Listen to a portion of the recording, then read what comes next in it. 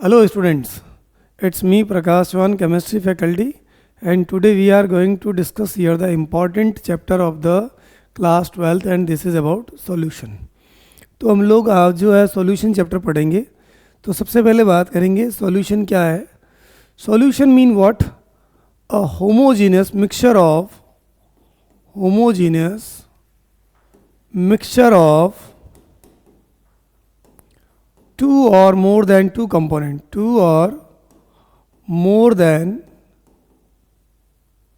two components.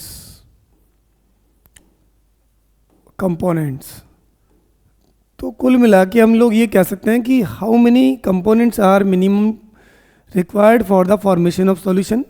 तो there is requirement of at least two, कम से कम दो कंपोनेंट होने चाहिए. दो से ज़्यादा चलेंगे लेकिन दो होना ज़रूरी है. तो ये दो बेसिकली आपके पास जो कंपोनेंट होते हैं वो कौन से होते हैं. तो सॉल्यूशन के मेनली दो कंपोनेंट जो होते हैं वो उनमें से एक होता है दोस्तों solute and another one is solvent.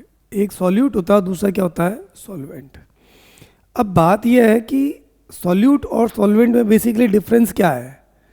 तो जो लेस अमाउंट या जिसके नंबर ऑफ मोल्स लेस है तो अपन ये कहते हैं लेसर नंबर ऑफ मोल्स जो होता है, जो लेस नंबर ऑफ मोल्स रखता है वो तो क्या कहलाएगा सॉल्यूट. एंड जो higher number of mole of substance रखता है वो क्या कहलाएगा सॉल्वेंट कहलाएगा. So this is the difference between the solute and solvent. तो जैसा कि आप देख रहे हैं यहाँ पर एक हमने टर्म लिखी है होमोजीनियस मिक्सचर. तो what does it mean. Homogeneous mixture का मतलब क्या होता है every part of the mixture. तो होमोजीनियस मिक्सचर का मतलब क्या होता है भाई. Homogeneous mixture it means what? Every part of the mixture contains the same composition and the same phase.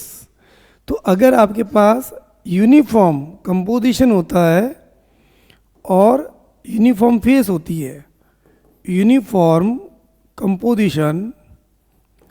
Composition and face अगर होती है तो this is called as homogeneous mixture. इसको हम लोग क्या कहते हैं होमोजेनियस मिक्सचर कहते हैं. क्लियर है. अब इसका एग्जाम्पल कैसे, जिसे एग्जाम्पल के तौर पर हम बात करते हैं. मैंने ये लिया NaCl इन वाटर. तो आपको पता है ये हायर अमाउंट में तो ये तो हो जाएगा सॉल्वेंट और ये क्या हो जाएगा solute. So look at this example कि जैसे ये आपके ग्लास ऑफ वाटर है दोस्तों और इस ग्लास ऑफ वाटर के अंदर आपने क्या किया NaCl डाल दिया. तो जब आप इसके अंदर NaCl मिक्स करेंगे तो यू विल सी दैट कि every part of the mixture, जो मिक्सचर का जो हर पार्ट है उसके अंदर आपके देखिए सॉल्यूशन जो होगा वो इक्वली यूनिफॉर्मली जो आपके टेस्ट में होगा. इसका मतलब ये हो गया कि NaCl का अमाउंट यहाँ ज़्यादा है या वहाँ ज़्यादा है, कहाँ ज़्यादा है, वो इक्वली डिस्ट्रीब्यूटेड होगा. तो NaCl इन वाटर जो है this is the example of solution. Actual में होता क्या है जब NaCl सॉलिड स्टेट में होता है और जब हम इसे पानी में डिप करते हैं तो यू विल सी दैट कि पानी में डिप करने के बाद ये क्या बना लेता है Na plus aqueous plus Cl minus aqueous. इसका मतलब क्या हो गया कि एक्चुअल में जो Na प्लस और Cl माइनस है उसको ब्रेक किसने किया, वाटर ने किया. तो Na प्लस और Cl माइनस जो है they are in the form of lattice और ये जो इनके बीच में जो लैटिस एंथैल्पी है उसको ब्रेक करने का कार्य किसने किया, वाटर ने किया. तो वाटर जब इसको ब्रेक करता है तो उसको सराउंड करता है and it splits into the ions. तो इस दौरान जो आपके हाइड्रेशन एंथैल्पी जो होती है वो आपकी क्या होती है रिलीज होती है. तो माय डियर स्टूडेंट अगर ये NaCl है उसको वाटर में आपने डिसॉल्व किया तो Na प्लस और Cl माइनस बन गया. और ये जो प्रोसेस है ये प्रोसेस जो है वो हमें ये बताता है कि यहाँ NaCl जो है वाटर के अंदर कम्प्लीटली डिसॉल्व हो चुका है. करेक्ट.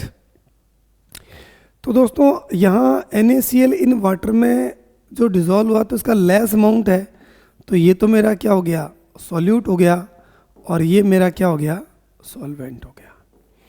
यहाँ जो अपन बात कर रहे थे यूनिफॉर्म कंपोजिशन एंड फेस, इसका मतलब ये हो गया कि सब जगह पर आपके क्या दिखेगा NaCl का जो पर यूनिट वॉल्यूम के अंदर जो कंपोजिशन होगा वो सेम होगा. फेस एक स्टेट होती है और एक फेस होती है. मतलब ये हो गया कि ये सॉलिड स्टेट में था और ये आपके पास में क्या था, ये लिक्विड स्टेट में था, लेकिन इन दोनों की कॉम्बिनेशन से ये चीज़ बन चुकी है, अर्थात Na+ जो है this is surrounded by the water molecule. ये पानी के मॉलिक्यूल से क्या हो चुका है, सराउंड हो चुका है, और इस प्रकार से Cl- is also surrounded by the water molecule.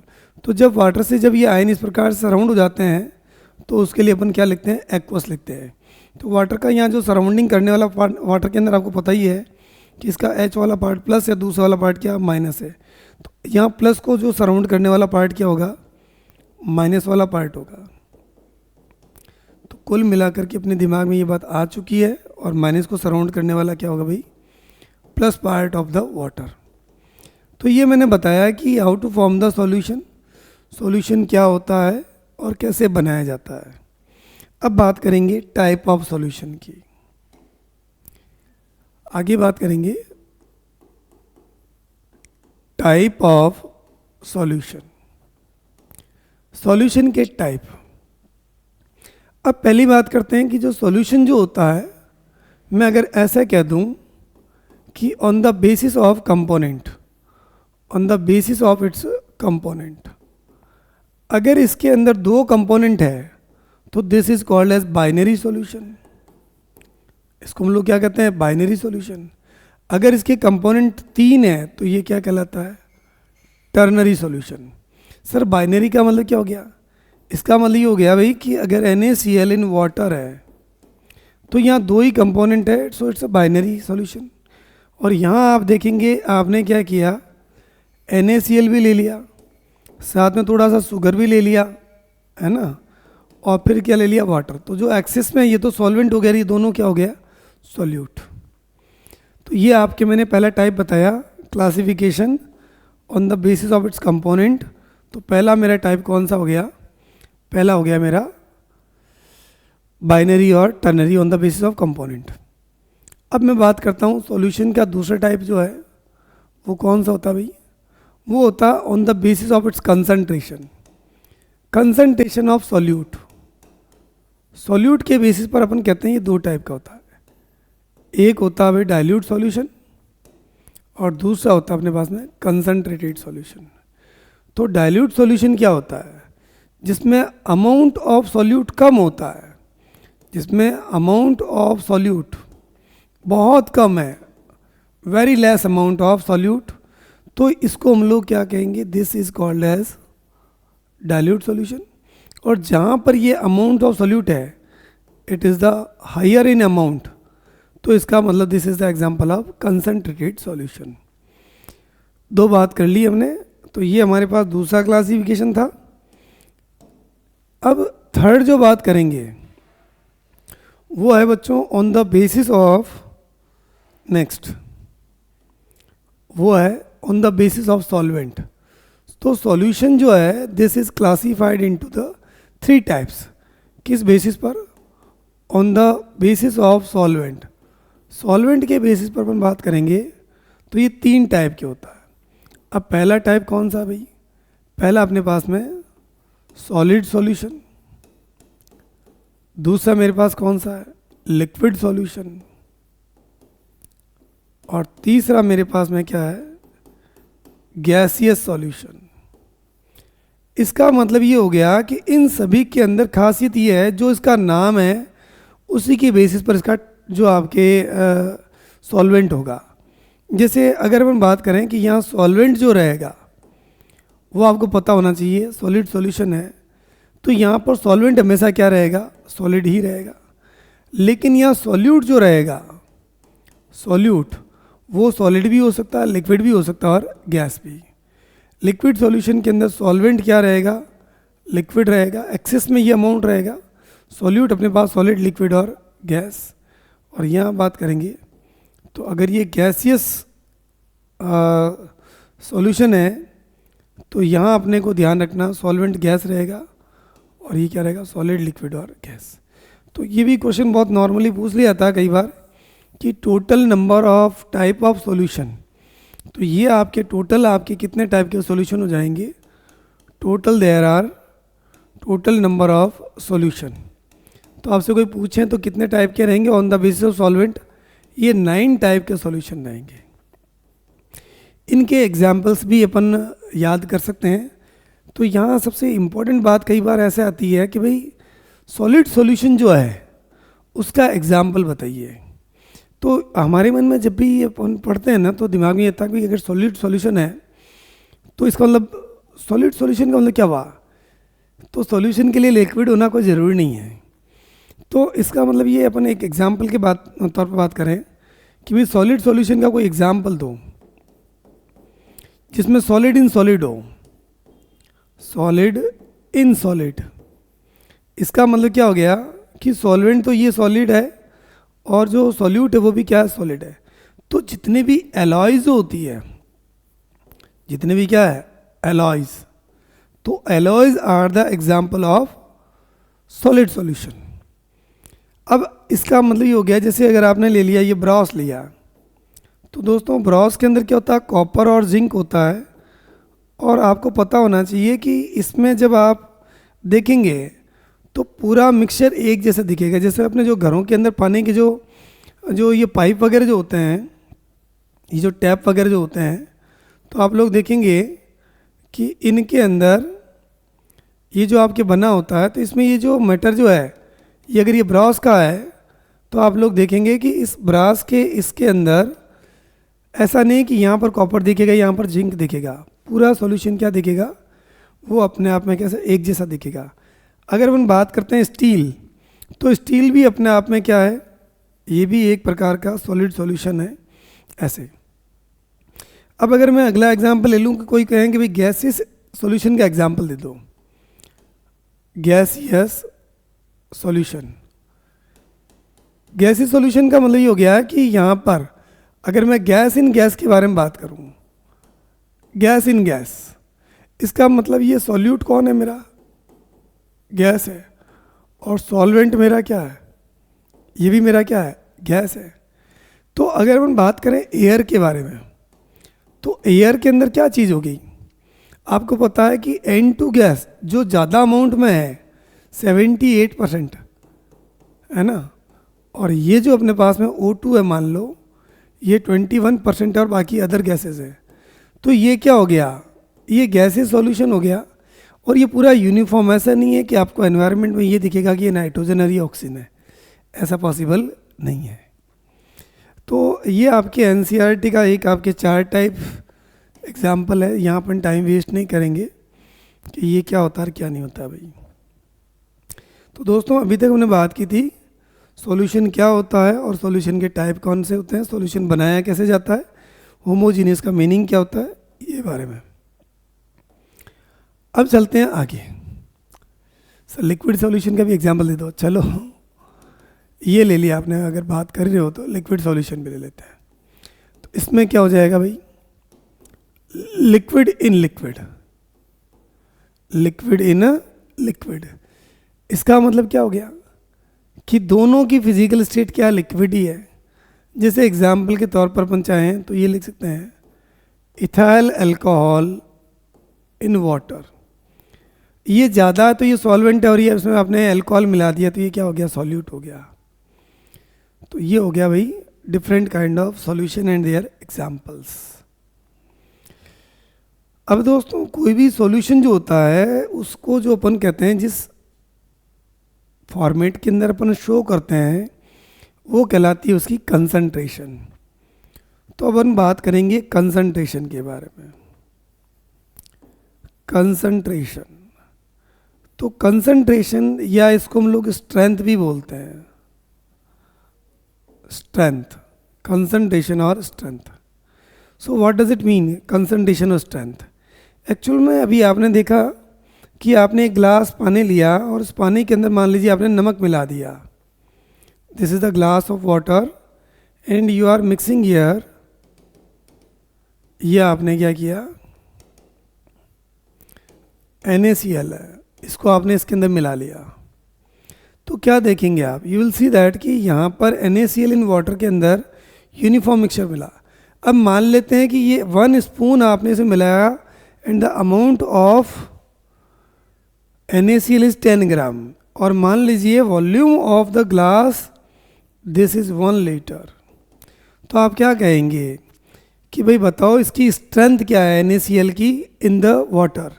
तो आप क्या कहेंगे भाई, आम बोलचाल की भाषा में क्या कहेंगे आप लोग, 1 स्पून पर ग्लास।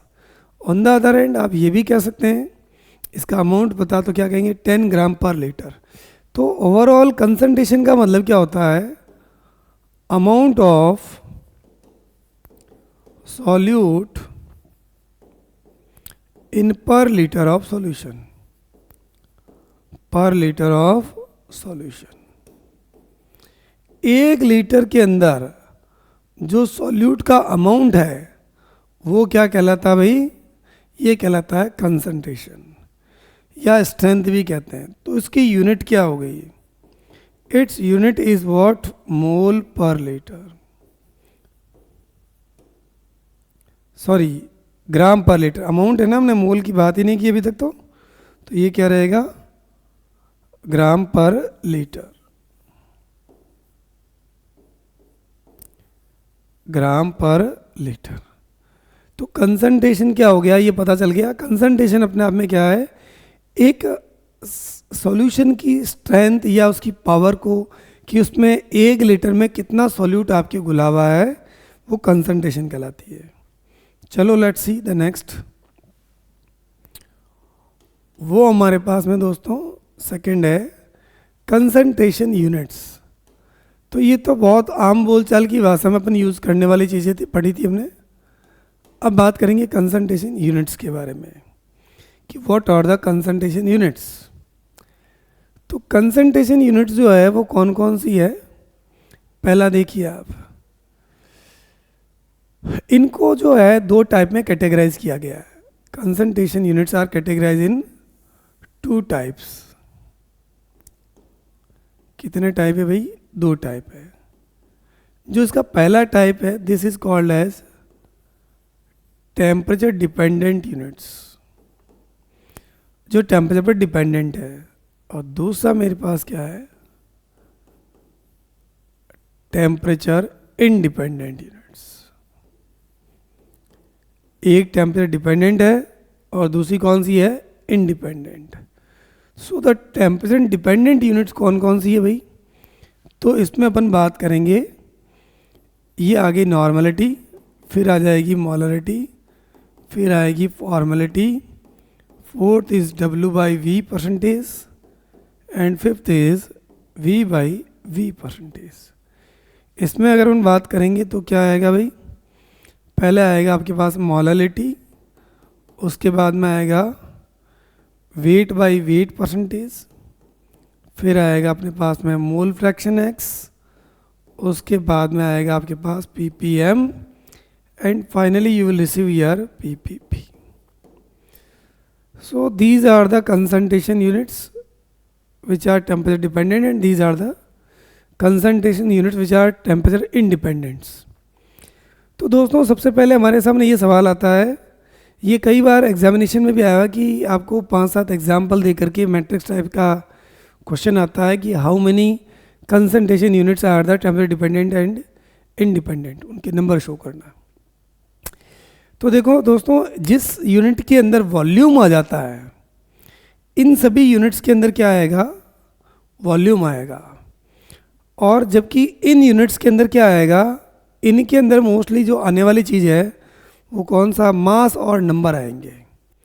तो मास and number is not affected by the change in temperature. इसमें यूजुअली जो अपन यूज़ करने वाले हैं वो किसका यूज़ करेंगे, मास एंड नंबर। ये 2 ऐसी चीज़ें जो चेंज नहीं होती है, hence these are the temperature independent units. जबकि यहाँ पर जो आने वाली चीज़ है वो कौन सी आएगी, वॉल्यूम। तो volume is affected by the change in temperature. कैसे, मान लेते हैं कि इस क्लास का टेम्परेचर जो है वो 25 डिग्री सेल्सियस है। कितना है, 25 डिग्री सेल्सियस। अब होता ये है कि यहाँ मैंने देखा क्लास के अंदर 20 स्टूडेंट्स बैठे हैं, ठीक है, मान लेते हैं ज़्यादा ही होंगे लेकिन 20 स्टूडेंट्स। और मैंने एक बच्चे का वज़न, जैसे ये स्टूडेंट है, इसका वेट मैंने किया, कितना है 60 kg। अब क्या हुआ, मैंने टेम्परेचर को क्या किया, कम कर दिया। Now I have shifted the temperature 25 to 20 degree Celsius. तो अब आपको ये देखना है कि नंबर ऑफ स्टूडेंट्स पर क्या फ़र्क पड़ेगा। अब भी आपके स्टूडेंट तो उतने ही रहेंगे। अब जिस बच्चे का मैंने वेट किया वो अब भी वेट कितना रहेगा, 60 kg रहेगा। तो हमारे पास एक कंक्लूजन निकल गया, क्या भाई, कि if you are changing the temperature there will be no change in the mass and number. Class की संख्या बढ़ या घट थोड़ी जाएगी, बच्चे तो उतने ही रहेंगे। तो हमारे पास कंक्लूजन निकल गया कि अगर आप टेम्परेचर को चेंज करते हो तो मास और नंबर में कोई चेंज नहीं होता है। लेकिन इस बच्चे का वॉल्यूम जो है, अगर आपको पता है कि ये, अगर मान लीजिए बच्चा जो है, जब आप इसका टेम्परेचर घटा देंगे तो उसको सर्दी लगने से, जैसे देखते हैं कि विंटर सीजन के अंदर कई बार अपनी बॉडी श्रिंक हो जाती है, सिकुड़ जाती है। मतलब क्या हो गया, और body volume is change with the change in temperature. इसका मतलब ये हो गया कि यहाँ वॉल्यूम जरूर चेंज होता है। तो ऐसी यूनिट जहाँ पर आपसे कोई ये कहें कि भाई बताओ वॉल्यूम को चेंज करने वाली यूनिट्स कौन कौन सी है, तो these are the unit which are change with the change in temperature. तो इसमें अपन 1 by 1 करके पढ़ेंगे, N M F W by V V by V V और ये से, ठीक है। तो let's go for the next. तो पहले हम जो पढ़ने वाले हैं भाई, वो अपने पास में कौन सी पढ़ेंगे, टेम्परेचर डिपेंडेंट यूनिट्स। पहली कौन सी अपने पास में, normality. Normality mean what, normality का मतलब होता है कि कोई भी सॉल्यूशन है उसके अंदर number of equivalents present in per litre of solution. तो मैं क्या लिख सकता हूँ यहाँ पर, I can write here number of equivalents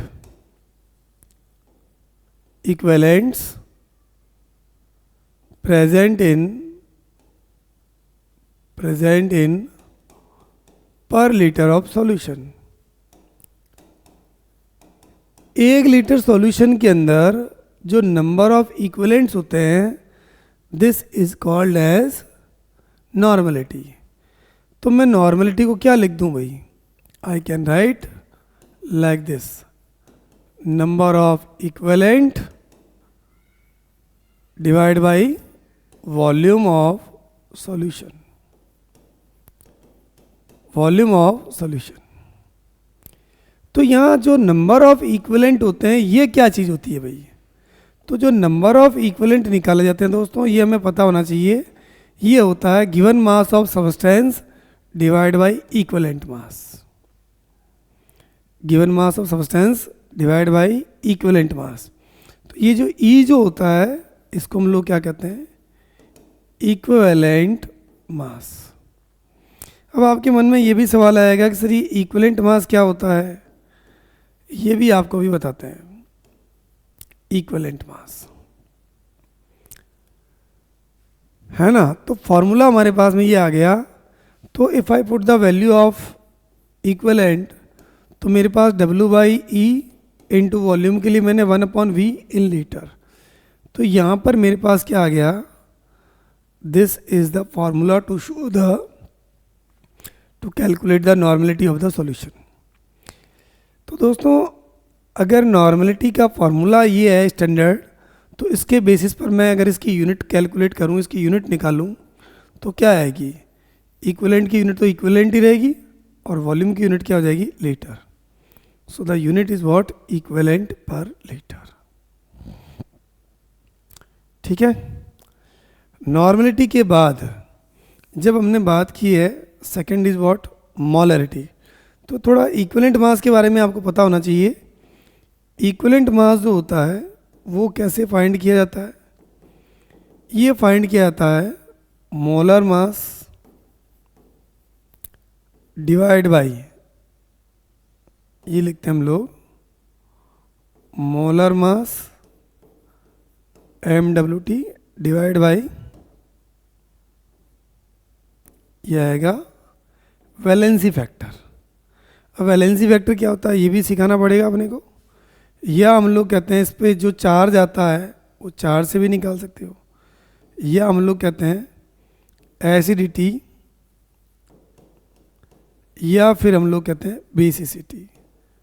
तो जैसा क्वेश्चन होगा उसके हिसाब से हम लोग क्या करेंगे, इक्विवेलेंट मास निकालेंगे और फिर हम लोग क्या करेंगे, इसमें E की वैल्यू रख देंगे तो we can easily find here the normality.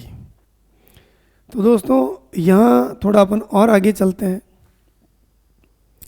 तो क्या आएगा भाई, वो ये आएगा इक्विवेलेंट मास के बारे में। तो इक्विवेलेंट मास हमें निकालना है तो अपन कैसे निकालेंगे भाई, तो अपन एक काम करते हैं तीनों चीज़ों की, क्योंकि इक्विवेलेंट मास नहीं आता है तो आप नॉर्मलिटी वगैरह कुछ सीख नहीं सकते। तो हम लोग सबसे पहले क्या करते हैं, इक्विवेलेंट मास ऑफ, ये पहला मैं किसके लिए निकाल रहा हूँ, फॉर आयंस। अगर आपके पास कोई आयन दिया हुआ है तो उस आयन का इक्विवेलेंट मास कैसे निकाला जाएगा। ठीक है भाई, लेट्स सी हियर।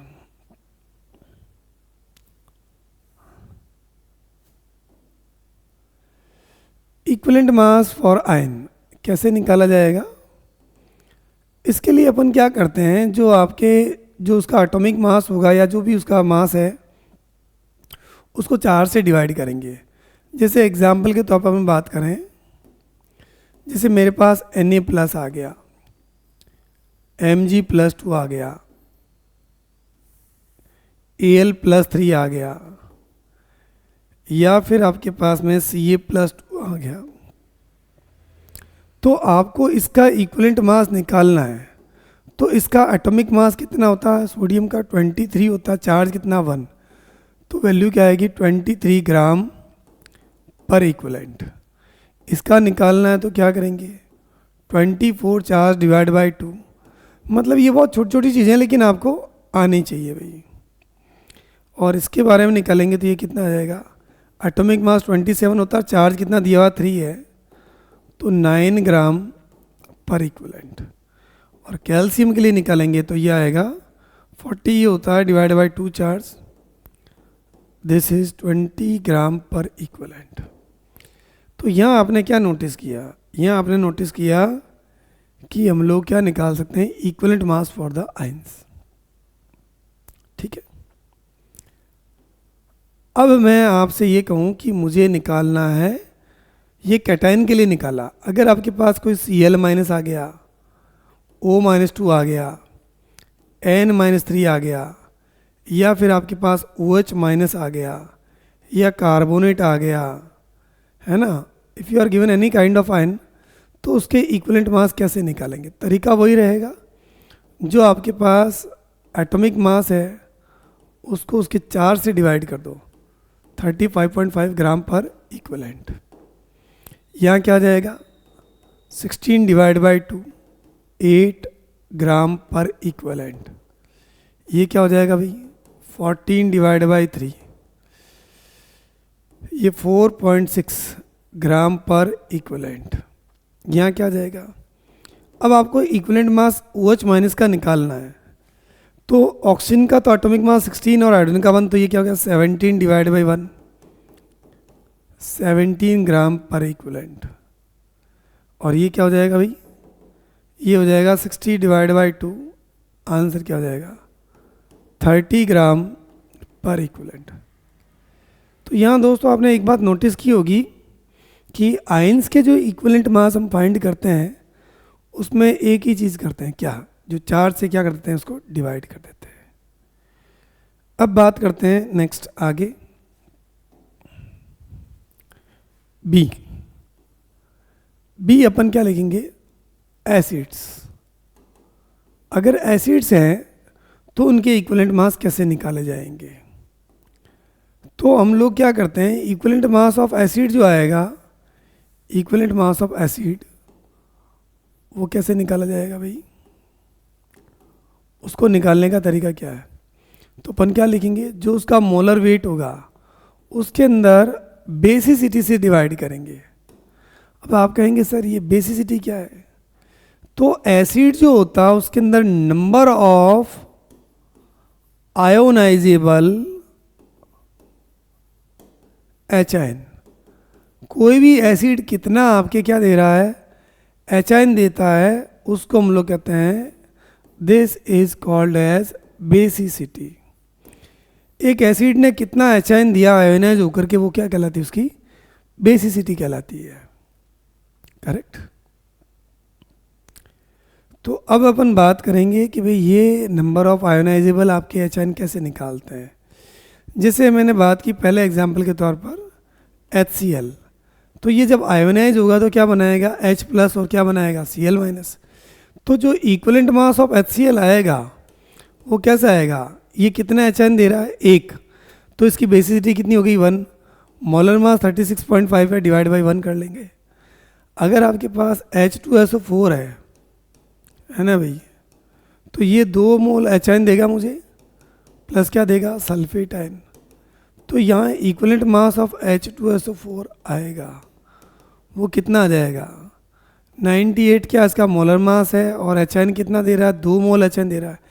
तो एसिड के लिए क्या होता है, बेसिसिटी टर्म यूज़ की जाती है, एसिडिटी यूज़ नहीं की जाती है।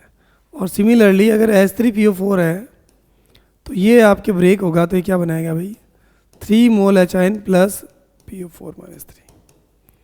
तो ये हमें जैसे 11th क्लास के अंदर आपने सीखा होगा कि बहुत इजी है कि कौन कितना एच आयन दे सकता है, इक्विलिब्रियम का पार्ट है। तो अपन क्या करेंगे, जो भी इसका मोलर मास आएगा, इस मोलर वेट को अपन क्या करेंगे, 3 से डिवाइड कर देंगे, 98.5 आएगा। अगर आप देखेंगे तो ये 64 और ये 31.5 और ये 3, ये देख लीजिए आप, 64 आ गया, 31.5 और ये 3, 98.5 आ जाएगा। तो ये तो आपके हो गया भाई हाउ टू फाइंड द। अब कोई बच्चा कहते हैं सर कोई ऑर्गेनिक एसिड दे दें, ऑक्जेलिक एसिड का बहुत ज़्यादा दिया हुआ एग्जाम्पल, और ये क्रिस्टलाइन फॉर्म के अंदर है, ये क्रिस्टलाइन ऑक्जेलिक एसिड, ये ध्यान रखिएगा क्योंकि एक एनसीईआरटी में एक पीछे क्वेश्चन दिया हुआ है, क्रिस्टलाइन ऑक्जेलिक एसिड कहलाता है ये। तो यहाँ जो आपके पास इसका जो बेसिसिटी जो रहेगी, ये 2 मोल एच एन बाहर निकालेगा, कितने मिल निकालेगा, 2 होगी इसकी। ये 2 एच आयन कौन कौन से भाई, जो आपको दे रखे हैं, this one and this one. Okay. तो कई बार जो क्वेश्चन आता है कि बताओ इसका इक्विवेलेंट मास कितना आएगा, तो इसका इक्विवेलेंट मास आएगा, इसका मोलर मास तो हो गया 126 divide by 2। So it's very important to learn that कि यहाँ पर आपके क्या रहेगा, दिस इज 63 ग्राम पर इक्विवेलेंट। तो दोस्तों आप लोगों ने अभी तक देखा ए बी, अब बात करते हैं अपन सी के बारे में, ताकि बहुत ही इंपॉर्टेंट टॉपिक है, ये इलेक्ट्रोकेमिस्ट्री में भी काम आता है। अपन बात करेंगे बेस की। तो यहाँ भी जो इक्विवेलेंट मास ऑफ बेस जो निकालेंगे वो क्या रहेगा, जो भी उसका मोलर वेट होगा उसके अंदर अपन क्या कर देंगे, बेस की एसिडिटी से डिवाइड करेंगे। एसिडिटी क्या होती है भाई, तो ये होती है number of ionisable OH ion, how many OH ion it is producing, this is called as basicity।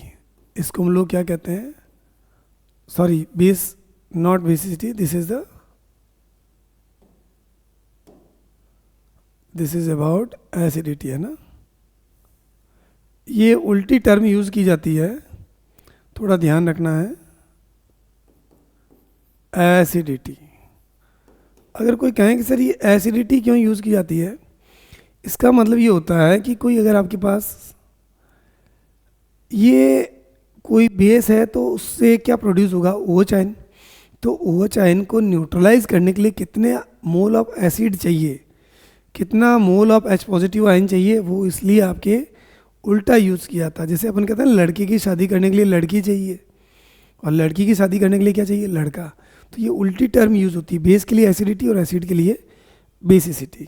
Okay, अब जैसे मेरे पास ये आ गया NaOH आ गया, तो ये आयोनाइज होगा तो क्या बनाएगा भाई, Na प्लस और क्या OH minus. So the equivalent mass of NaOH क्या आएगा, मोलर मास कितना 40 और ये दे कितना रहा एक ही, तो आंसर कितना आ जाएगा 40 ग्राम पर इक्विवेलेंट। अगर मैग्नीशियम हाइड्रोक्साइड आ गया तो आप लोग देखेंगे ये आएगा Mg+2 और ये क्या आएगा OH minus. So the equivalent mass of magnesium hydroxide ये क्या रहेगा, this will be equal to, इसका 58 आएगा और ये कितना प्रोड्यूस कर रहा है 2, so the answer will B 29 ग्राम पर इक्विवेलेंट। अगर आपके पास एल्यूमिनियम हाइड्रोक्साइड है तो this will create Al+3 mole of OHN। तो इसका जो इक्विवेलेंट मास आएगा, अगर आपको ये नहीं आता तो फिर नॉर्मलिटी आप निकाल नहीं पाएंगे, है ना। ये 78 divide by 3, answer will B 26 ग्राम पर इक्विवेलेंट। तो ये मोल कॉन्सेप्ट वाली बात भी इसमें आ गई, और यहाँ भी आपकी ये 3 जगह यूज़ होने वाला है, एक तो एसिड बेस के अंदर, रिडॉक्स के अंदर, और ये सब जगह यूज़ होने वाला है। सो इट्स इंपॉर्टेंट जो मैंने बता दिया आपको, इक्विवेलेंट मास कैसे फाइंड करते हैं, ठीक है भाई। अब जैसे कोई एग्जाम्पल के तौर पर आपको कोई साल्ट दे दिया जाए, if you are given any kind of salt, जैसे एग्जाम्पल के तौर पर you are given here the NaCl। तो अगर आपके पास NaCl साल्ट है और मुझे इसका इक्विवेलेंट मास निकालना है, तो क्या करेंगे, equivalent mass of sodium ion plus equivalent mass of chloride ion. इसमें एक बात ध्यान रखनी है आपको, वो ये दोस्तों कि आप कैसे ही करके कभी ऐसा ना करें कि उसको उसके नंबर से मल्टीप्लाई कर दें। जैसे अगर आपके पास ये आ गया MgCl2, तो इसमें इक्विवेलेंट मास जो निकाला जाएगा, equivalent mass of Mg+2 plus equivalent mass of Cl minus. ऐसा नहीं है कि यहाँ Cl2 है तो आप 2 से मल्टीप्लाई कर दें, ऐसी गलती ना करियो, ठीक है। अब आपको जैसे ये दे दिया इक्विवेलेंट मास ऑफ Na2CO3, मैं निकाल के बताता हूँ। तो कैसे आएगा, equivalent mass of sodium ion plus equivalent mass of carbonate ion.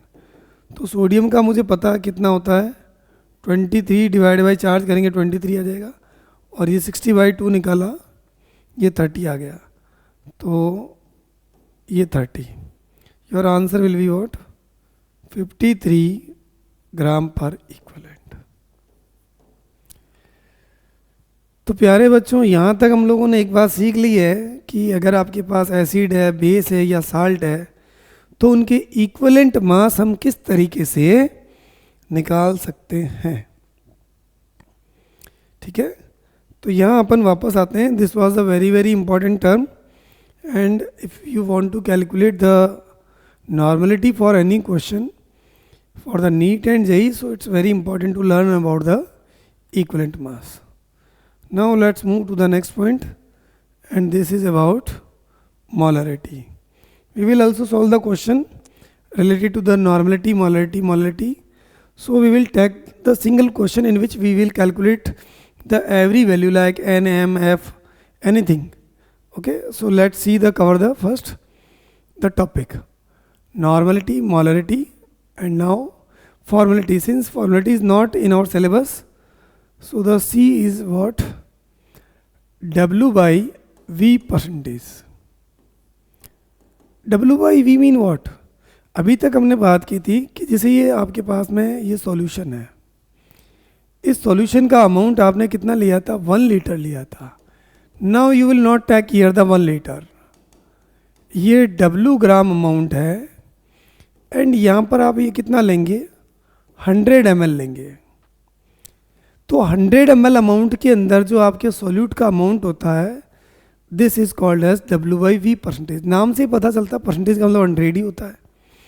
तो इसके लिए अपन क्या लिखेंगे, amount of solute present in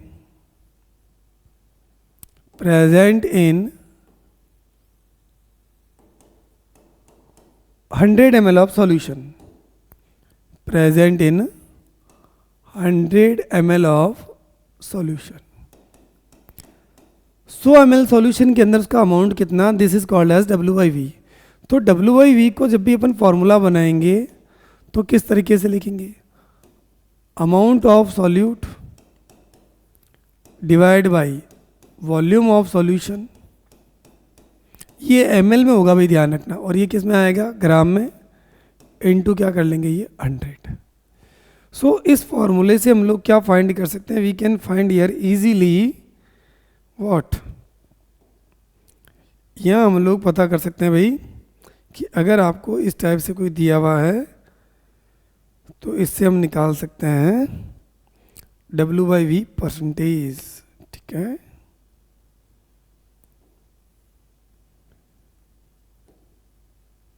ठीक है, चलिए let's go for the next. तो ये हमारे पास एक फार्मूला था W/V परसेंटेज कैसे फाइंड करते हैं, ये हमने बता दिया भाई. अब fourth is what, this is V/V percentage. V/V percentage का मतलब क्या होता है, अमाउंट ऑफ सॉल्यूट. ये आपको ध्यान रखना था, दिस वाज इन ग्राम. तो यहाँ भी सेम ही डेफिनेशन रहेगी, बस थोड़ा सा शॉर्ट लिखा मैंने, अमाउंट ऑफ सॉल्यूट, ये ml के अंदर आएगा, present in 100 ml of solution, 100 ml of solution. तो एक 100 ml सॉल्यूशन के अंदर जो, अब यहाँ पर आपने देखा था कि ये सॉलिड सब्सटेंस था तो W लिया. अब यहाँ मैं क्या करूँगा, I will take here the solute also in the form of liquid. Now you can say here that कि यहाँ पर ये जो आपने लिया है, सॉरी, यहाँ पर ये जो अपन जो अमाउंट ले रहे हैं, मान लीजिए I am using here the beaker here, ये मान लो मैंने कोई लिक्विड लिया, अल्कोहल ले लेते हैं, this is the C2H5OH and this is the water. So you are watching that कि यहाँ पर बाकी सब कुछ सेम ही रहेगा, but you can write here like this कि amount of solute, amount of solute in ml divide by volume of solution in ml into क्या हो जाएगा 100. तो कहने का अर्थ ये हो गया कि यहाँ पर और इसमें बेसिकली डिफरेंस किस चीज़ का आ रहा है, वो डिफरेंस आ रहा है, we are using here the solute in the form of solid and we are using here the solute in the form of liquid.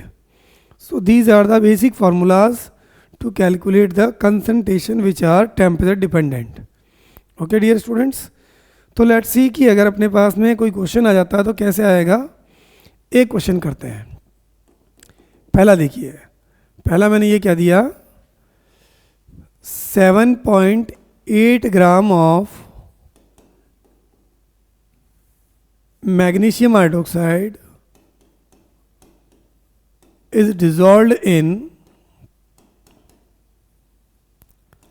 250 ml of solution, 250 ml of solution. अब क्या पूछा इसमें, फाइंड, पता लगाइए, क्या निकालना है आपको इसमें. एक तो निकाल दीजिए जिसकी उसकी मोलरिटी, दूसरी क्या निकाल लीजिए इसकी नॉर्मलिटी. तो दोस्तों जैसा कि आप जानते हैं कि अगर आपको ये दोनों चीज़ें कैलकुलेट करनी है तो कैसे करेंगे अपन. तो मुझे एक बात पता है, मैग्नीशियम हाइड्रोक्साइड का जो मोलर मास होता है वो कैसे पता करेंगे अपन. Mg का 24 हो गया, ऑक्सीजन का 16 और 1 17, तो 17 + 2 ये कितना हो जाएगा, 17 2 = 34, तो ये 58. पहले भी अपन इस चीज़ को निकाल चुके हैं. तो ये 58 ग्राम पर मोल, ये इसका क्या आ गया भाई, इसका मोलर मास आ गया.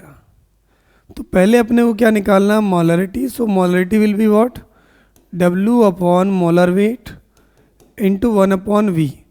अगर ये ml में ले लेते हैं तो हमें ये पर लीटर के लिए निकाल जाता है. तो when you will divide by the ml by 1000 you will find here the volume in term of liter. तो यहाँ आप लोगों को देखा कि मोलरिटी का ये फार्मूला है. If I put here the value of W 7.8, molar mass is 78 and you are given here the volume 250. तो इसको अगर मैं हटा देता हूँ तो ये क्या आएगा 10.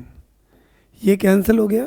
This is 4 and answer will B 0.4 mole per litre. Okay. And in the another question we are asked here to calculate the normality. So the formula of normality is what? W by E into 1 upon V. अगर ये ml में है तो I have to divide here by 1000. So this is the normality. तो यहाँ दोस्तों अगर आप देखें कि इसकी जो इक्विवेलेंट मास जो आएगा इसका वो कितना आएगा, अभी आपको मैंने निकाल के बताया था 58. ये बेस है, इसकी एसिडिटी कितनी होगी 2 होगी. So if I calculate, this is the 29 ग्राम पर इक्विवेलेंट. तो यहाँ देखिए ये आप इसको सॉल्व करेंगे तो ये आ जाएगा अपने पास में 7.8 और ये अपने पास में कितना आ गया 29. This is again 1000 divide by 250. तो if I calculate here you will find here this is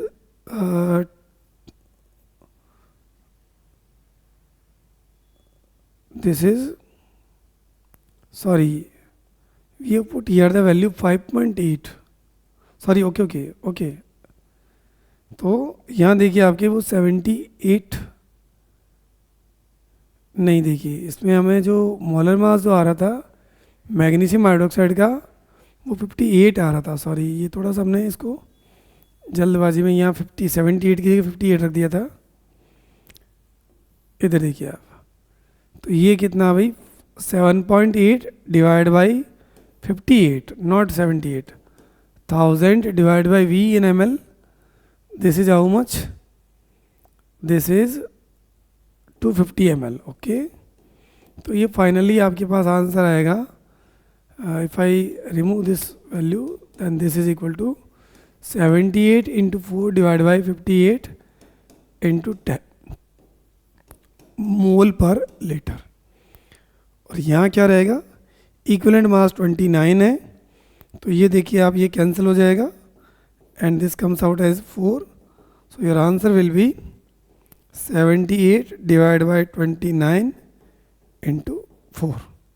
so this is the answer for gram. Normality है and it's unit will be gram equivalent per litre और equivalent per litre. तो अभी हमने 2 ही बातें की है और वो बातें कौन कौन सी है?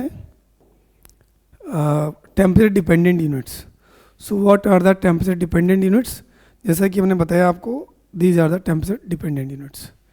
ठीक है दोस्तों, इसके बाद नेक्स्ट क्लास में अपन टेम्परेचर इंडिपेंडेंट यूनिट्स पढ़ते हैं. ठीक है, थैंक यू.